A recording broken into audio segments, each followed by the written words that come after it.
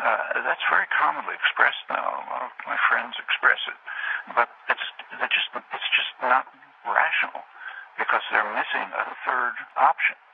There's a third option, and that is that the United States and Israel will continue doing exactly what they're doing right now. There's nothing to prevent that. That's a third option, and we know what they're doing. It's not a secret. You can see it in the developments on the ground, and you can see it in policy. It's essentially what Prime Minister Ehud Olmert called convergence, or maybe convergence plus. Israel takes over everything inside the separation wall, which is actually an annexation wall. That means it takes over the water resources. It's the aquifer for the region. It takes over the valuable land, the pleasant suburbs of Jerusalem and Tel Aviv and so on. So it just takes that over. It takes over the Jordan Valley, which is about a third of the territory, arable land and so on. And then it has corridors running through, created in order to break up what remains into unviable Bantustans, as Ariel Sharon called them, the architect of the policy. So break up the rest into separated Bantustans. One of the corridors expands from what's now called Jerusalem. It's a much larger area, far larger than Jerusalem, called Jerusalem by the United States and Israel. It's a big part of the West Bank. So as one corridor extends to the east through the town of Ma'ale Adumim, which was created in order to break up Palestine into two parts. It was created under Yitzhak Rabin in the 1970s. It was mostly developed in the 1990s within the Oslo framework by Clinton and others. And that corridor, if it's fully developed, it essentially bisects the West Bank. It reaches about as far as Jericho. So that separates the southern from the northern part. It's interesting that the United States has not permitted Israel to fully develop it.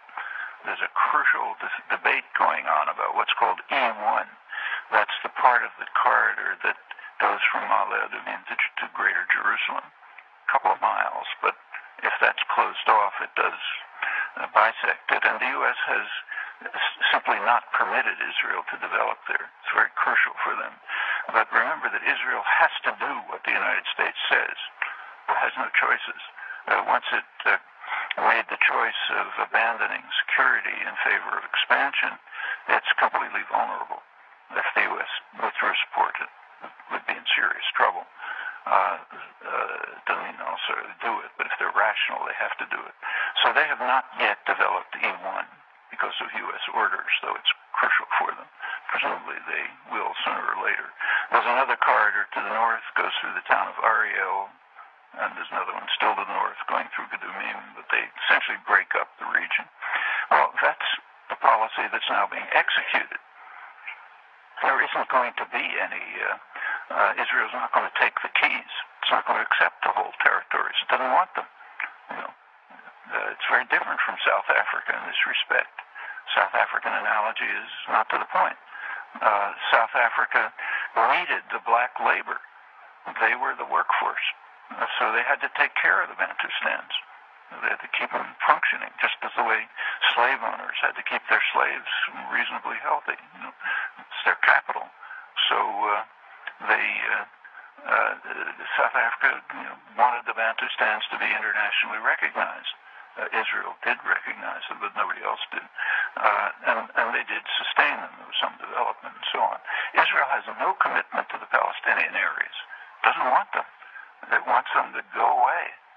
In fact, that's actually official policy. If you look back, just leave. We don't want you here. So they won't take the keys. The U.S. and Israel will take no responsibility for the Palestinians.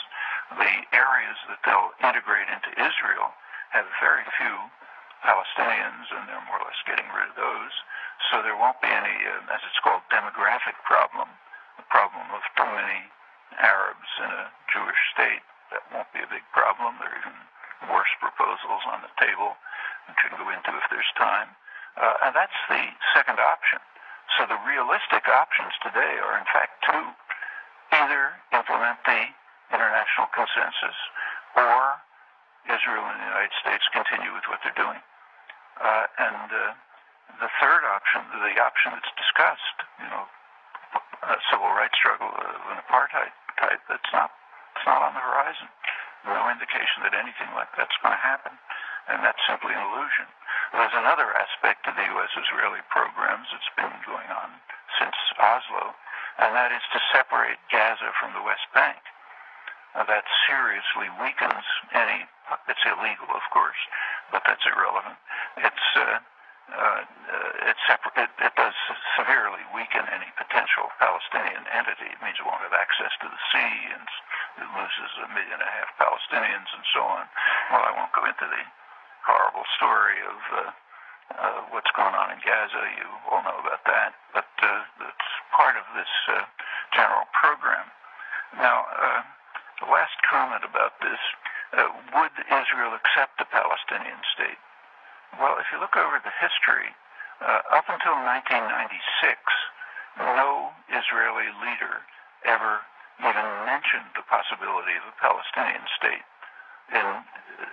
Before that, the official policy of Israel and the United States was, the official wording was, there cannot be an additional Palestinian state between Jordan and Israel.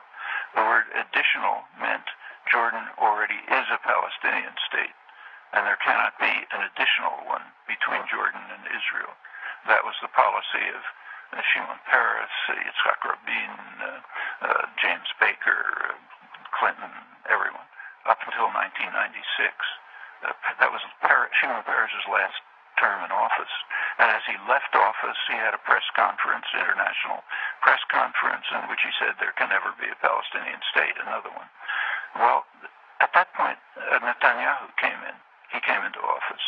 And his government was actually the first one to permit the term Palestinian state right away.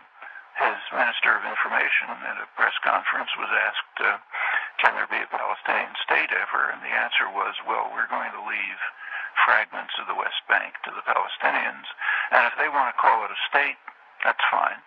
Or they can call it fried chicken. That was the answer. It's kind of like goodbye Europe, You can call it fried chicken if you want. You can call yourselves countries if you like. But this is the reality. That's the first recognition of a Palestinian state, and it's been renewed just a few weeks ago, in fact. The Deputy Foreign Minister of Israel, Silvan Shalom, was asked, what happens if the Palestinians declare a state, as they're claiming, Salim Fayyad is claiming he's going to do. And he said, Shalom said, well, it's all right. They can call it a state if they like. They'll have a state. We have a state, two-state settlement. Of course, they won't have borders, but we don't have borders either, as he said, which is correct. So there'll be two states without borders. And small footnote is we'll own everything that matters, but they can have fried chicken. And that's essentially the position. These are the realistic options today. Well, I'll make one last comment. There's currently tension between the United States and Israel. It's not new. It's almost exactly what happened 20 years ago. 20 years ago, the Israeli government, Yitzhak Shamir was the prime minister, was acting in a way that was extremely insulting to the United States. Now, the U.S. doesn't like insults. I mean, it didn't object to the policies he was carrying out, but they don't want them to be carried out in an insulting fashion. So what would happen is that, say, when James Baker, the Secretary of State, would arrive in Jerusalem, Shamir would take that day to announce a new settlement, just like what happened with Biden a couple of weeks ago, a couple of months ago, I guess. He would, James Baker's, patrician, wasp. He doesn't like to be insulted. And Bush didn't either. So the Bush-Baker administration informed Israel that this is not acceptable behavior. We're not going to accept it. And they imposed mild sanctions just to make it clear.